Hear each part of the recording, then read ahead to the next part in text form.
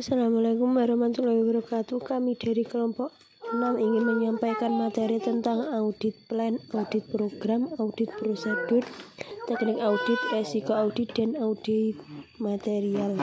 Yang beranggotakan Lili Anjarsari, Muhammad Fatoni, Nur Eli Salma, dan Rizka Gustiananda. Audit plan atau perencanaan pemeriksaan. Perencanaan suatu objek melibatkan penetapan strategi audit secara keseluruhan untuk perangkat tersebut dan pengembangan secara audit. Perencanaan audit yang baik mempunyai beberapa manfaat, antara lain membantu auditor untuk memberikan perhatian yang tepat antara area penting dan mengidentifikasi serta menyelesaikan masalah yang potensial secara tepat waktu. Setelah perencanaan selesai, auditor harus menyusun audit plan segera setelah engagement letter disetujui oleh klien. Isi dari audit plan mencakup 1. Hal-hal mengenai klien, 2. Hal-hal mempengaruhi klien, dan yang ketiga rencana kerja auditor. Hal-hal yang mempengaruhi klien tersebut bisa didapat dari majalah-majalah ekonomi atau surat kabar. Untuk rencana kerja auditor, hal-hal penting yang harus diperhatikan yaitu staffing, waktu pemeriksaan, jasa-jasa yang diberikan. Audit program. Setelah audit plan disusun, tetapi sebelum pemeriksaan lapangan dimulai, auditor harus menyusun audit program yang merupakan kumpulan dari prosedur audit yang akan dijalankan dan dibuat secara tertulis. Audit program membantu auditor dalam memberikan perintah kepada asisten mengenai pekerjaan yang harus dilaksanakan. Audit program harus menggariskan dengan rinci prosedur audit yang menurut keyakinan auditor diperlukan untuk mencapai audit tujuan. Audit program yang baik harus mencantumkan tujuan pemeriksaan, prosedur audit yang akan dijalankan, dan kesimpulan pemeriksaan. Sebagian KAP menggunakan audit program yang harus sudah distandarisasi dan digunakan di setiap kliennya. Sebagian lagi menggunakan audit program. Saya Lili Anjarsari akan menjelaskan mengenai audit prosedur dan audit teknik. Untuk yang pertama adalah mengenai audit prosedur. Audit prosedur adalah metode atau teknik yang digunakan oleh para auditor untuk mengumpulkan atau mengevaluasi bahan bukti yang mencukupi dan kompeten. Audit prosedur dilakukan dalam rangka mendapatkan bahan-bahan bukti yang cukup untuk mendukung pendapat auditor atas kewajaran laporan keuangan. Pemilihan prosedur yang akan digunakan untuk menyelesaikan suatu tujuan audit tertentu terjadi dalam tahap perencanaan audit. Efektivitas prosedur dalam memenuhi tujuan audit spesifik dan biaya pelaksanaan prosedur tersebut harus dipertimbangkan dalam pemilihan prosedur yang akan digunakan. Kemudian audit teknik. Setiap prosedur audit berisi cara yang harus dilakukan untuk memperoleh bukti audit. Cara untuk memperoleh bukti audit tersebut disebut teknik audit. Teknik audit sendiri adalah cara-cara yang ditempuh auditor untuk memperoleh pembuktian dalam membandingkan keadaan yang sebenarnya dengan keadaan yang seharusnya. Kemudian untuk macam-macam audit teknik. Audit teknik ini memiliki beberapa kategori. Yang pertama adalah kategori teknik audit untuk bukti pengajuan fisik. Terdiri dari observasi, inventarisi, dan inspeksi.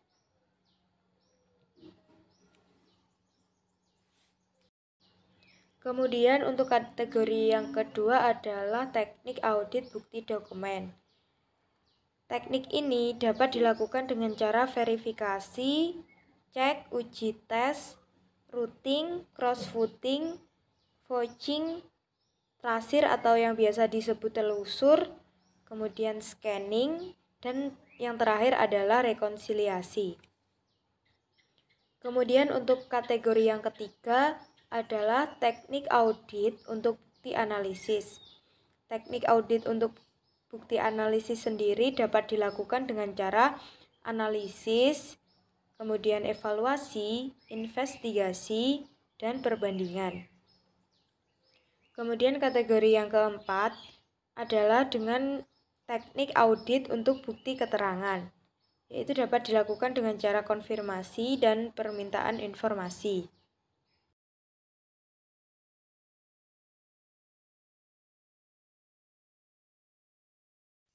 Selanjutnya adalah resiko audit dan materialitas. Resiko audit yaitu resiko bahwa auditor secara tidak sadar gagal untuk menyesuaikan pendapatnya atas laporan keuangan salah saji secara material.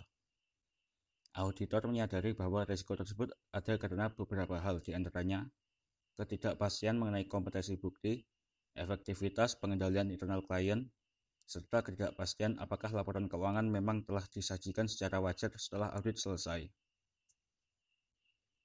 Untuk memudahkan pelaksanaan audit dan aplikasi model risiko audit, auditor biasanya menggunakan pendekatan siklus, yaitu laporan keuangan dikelompokkan dalam beberapa kelompok transaksi dan saldo akun yang saling berhubungan dalam suatu segmen.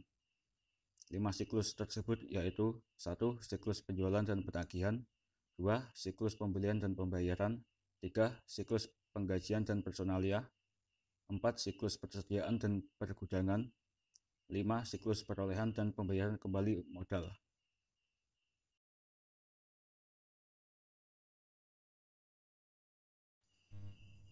Kemudian jenis-jenis resiko. Terdapat 3 jenis resiko dalam model resiko audit. Di antaranya 1. Resiko deteksi yang direncanakan. Adalah resiko bahwa bukti auditor gagal mendeteksi salah saji dan kesalahan dalam laporan keuangan perusahaan. Akibatnya, mereka mengeluarkan opini yang salah atas laporan tersebut. 2. Resiko inheren. Mengukur penilaian auditor atas kemungkinan adanya salah saji material dalam segmen sebelum memperhitungkan keefektifan pengendalian internal. 3. Resiko pengendalian. Mengukur penilaian auditor mengenai apakah salah saji yang melebihi jumlah yang dapat ditoleransi dalam suatu segmen akan dicegah atau terdeteksi secara tepat waktu oleh pengendalian internal klien.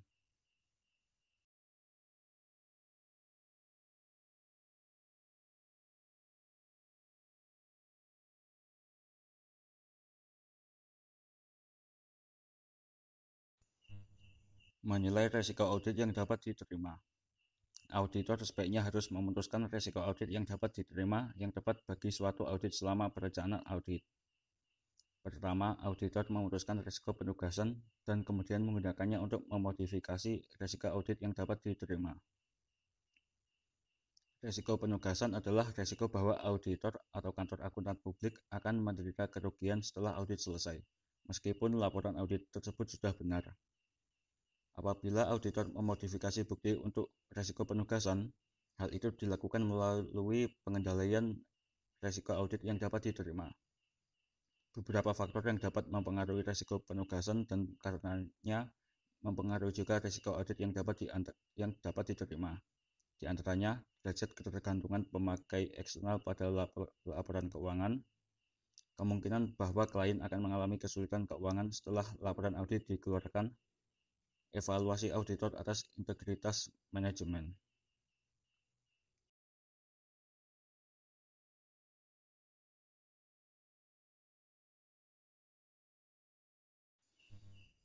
Menilai resiko inheren. Pencantuman resiko inheren pada model resiko audit adalah salah satu konsep terpenting dalam auditing.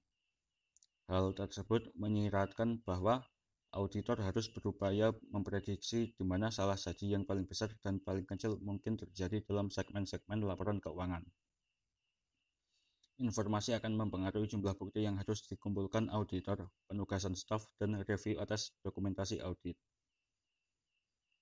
Faktor-faktor yang mempengaruhi resiko inheren dan memodifikasi bukti audit adalah 1. Staf bisnis klien, 2. Hasil audit sebelumnya, 3. Penugasan awal versus penugasan berulang, 4. Pihak-pihak yang terkait, 5. Transaksi non-rutin, 6.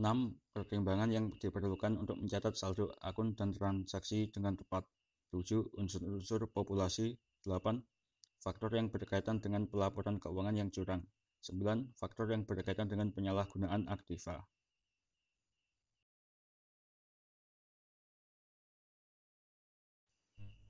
Kemudian mengevaluasi hasil. Setelah auditor merencanakan penugasan dan mengumpulkan bukti audit, hasil-hasilnya dapat juga dinyatakan dalam versi evaluasi model risiko audit. Model risiko audit untuk mengevaluasi hasil-hasil audit dinyatakan sebagai berikut. ACAR sama dengan IR kali CR kali DR, di mana ACAR adalah risiko audit yang dicapai, IR adalah risiko inherent, CR adalah risiko pengendalian, DR adalah risiko deteksi. Rumus tersebut menunjukkan 3 cara untuk mengurangi risiko audit yang dicapai ke tingkat yang dapat diterima, yaitu mengurangi risiko inherent, mengurangi risiko pengendalian, mengurangi risiko deteksi yang dicapai dengan meningkatkan pengujian audit substantif.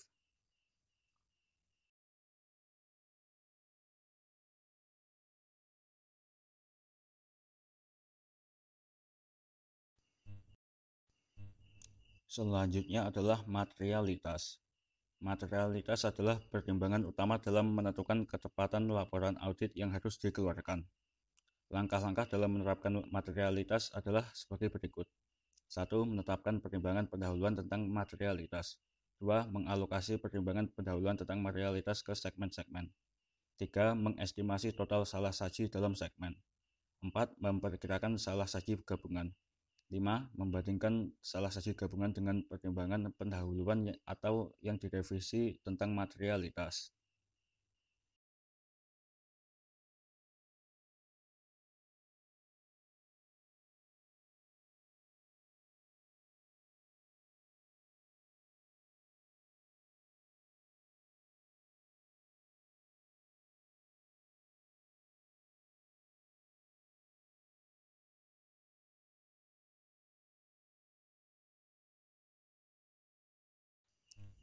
Menetapkan pertimbangan pendahuluan tentang materialitas. Pertimbangan pendahuluan tentang materialitas adalah jumlah maksimum yang membuat auditor yakin bahwa laporan keuangan akan salah saji, tetapi tidak mempengaruhi keputusan para pemakai yang bijaksana. Pertimbangan ini merupakan salah satu keputusan paling penting yang harus diambil oleh auditor dan sangat membutuhkan kearifan profesional. Auditor menetapkan pertimbangan pendahuluan tentang materialitas untuk membantu merencanakan pengumpulan bukti yang tepat. Faktor yang mempengaruhi pertimbangan pendahuluan tentang materialitas untuk seperangkat laporan keuangan tertentu diantaranya: 1. Materialitas adalah konsep yang bersifat relatif ketimbang absolut. 2. Dasar yang diperlukan untuk mengevaluasi materialitas. 3. Faktor-faktor kualitatif yang juga mempengaruhi materialitas.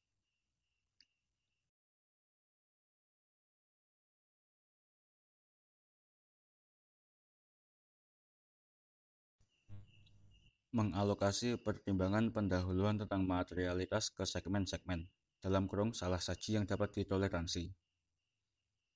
Alokasi pertimbangan pendahuluan tentang materialitas ke segmen-segmen perlu dilakukan karena auditor perlu mengumpulkan bukti per segmen dan bukan untuk laporan keuangan secara keseluruhan. Jika auditor memiliki pertimbangan pendahuluan tentang materialitas untuk setiap segmen, pertimbangan tersebut akan membantu auditor dalam memutuskan bukti audit yang tepat yang harus dikumpulkan. Sebagian besar praktisi mengalokasi materialitas ke akun-akun neraca dan bukan ke akun laporan laba rugi, karena kebanyakan salah saji dalam laporan laba rugi memiliki pengaruh yang sama terhadap neraca akibat digunakannya sistem double entry. Jadi pertimbangan pendahuluan tidak boleh dialokasikan baik ke akun-akun laporan laba rugi maupun neraca karena akan menghasilkan perhitungan ganda yang selanjutnya akan menyebabkan salah saji yang dapat ditoleransi menjadi lebih kecil dari yang diinginkan.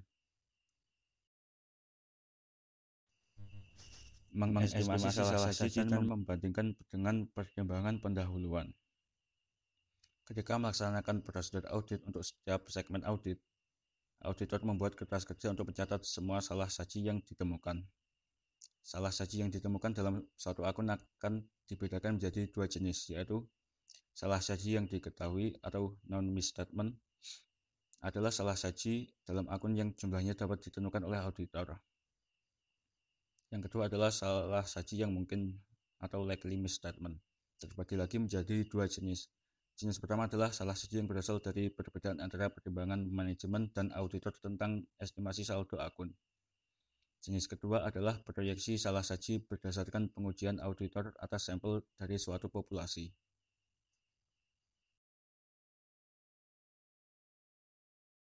Terima kasih, sekian presentasi dari kelompok kami. Wassalamualaikum warahmatullahi wabarakatuh.